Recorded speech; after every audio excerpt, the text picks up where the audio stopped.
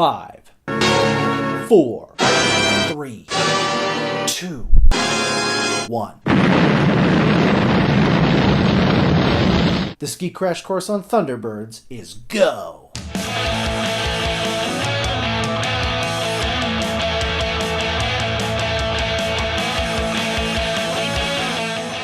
Thunderbirds, created by Jerry and Sylvia Anderson, follows the adventures of the Tracy family, who are secretly international rescue. They travel the world, rescuing people from incredibly dangerous situations, piloting the mighty Thunderbird machines. Inspired by a real-life mining disaster, co-creator Jerry Anderson set the series in the far-flung future of 2065. The series was made in Super Marionation, filmed with puppets and miniatures on small-scale sets. This led to some of the unique quirks and visuals that made the series iconic, propelling it into pop culture. The original series ran from 1965 to 1966 and inspired remakes, reboots, and a pretty bad movie. The Tracy family is led by father, retired astronaut, and multimillionaire Jeff Tracy. His sons, Scott, Virgil, Alan, Gordon, and John, are the Thunderbird pilots and were named for some of the Mercury 7 astronauts. They live on Tracy Island, which is hidden in international waters. Tracy Island also houses super genius engineer Brains, no real name given, Kirano, Jeff's, well, manservant, Tintin, daughter of Kirano, and Jeff's mother, just called Grandma Tracy. The team is also aided by badass British secret agent Lady Penelope Creighton Ward, as well as her butler, Parker.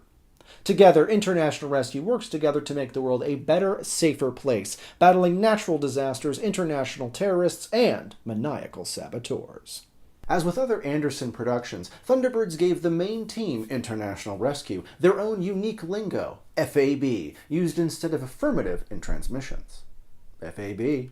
Okay, we've talked about the people and the circumstances. Let's get to the main event, the Thunderbirds. These 5 titular super machines are piloted by the Tracys on a variety of rescue missions throughout the series.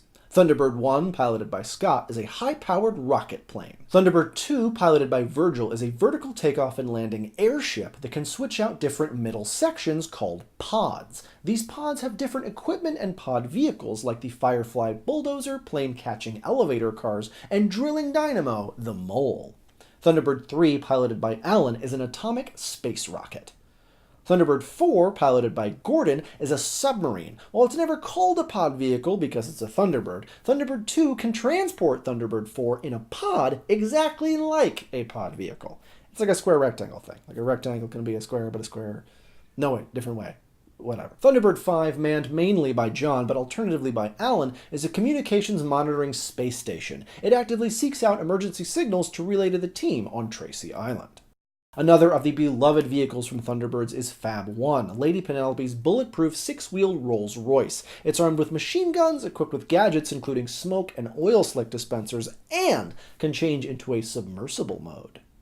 Lady Penelope's butler, Parker, was based on a waiter at a pub frequented by the Thunderbirds production staff. In fact, Parker's voice actor, longtime Anderson collaborator David Graham, would visit the pub on several occasions to study the waiter's accent.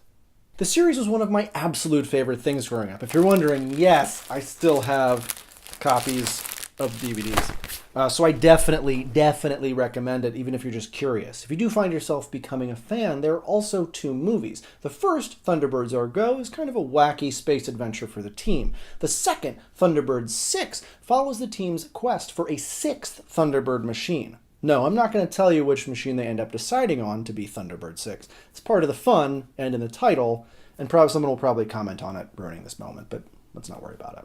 Thunderbirds has also had a few remakes, reboots, etc. For example, and this won't be a complete list, there's Thunderbirds 2086, which is really more of a super aggressive dub of Japanese anime series Techno Voyager.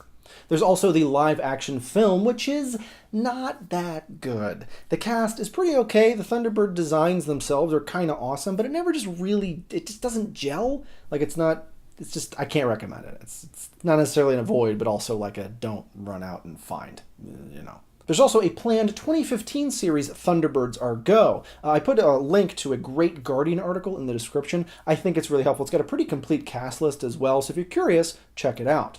The first Thunderbirds film, Thunderbirds Go, involves a mission to Mars. The film's Mars mission spaceship, the Zero-X, was later seen in the next Jerry Anderson Supermarionation series, Captain Scarlet and the Mysterons, deliberately connecting the two series into the same universe.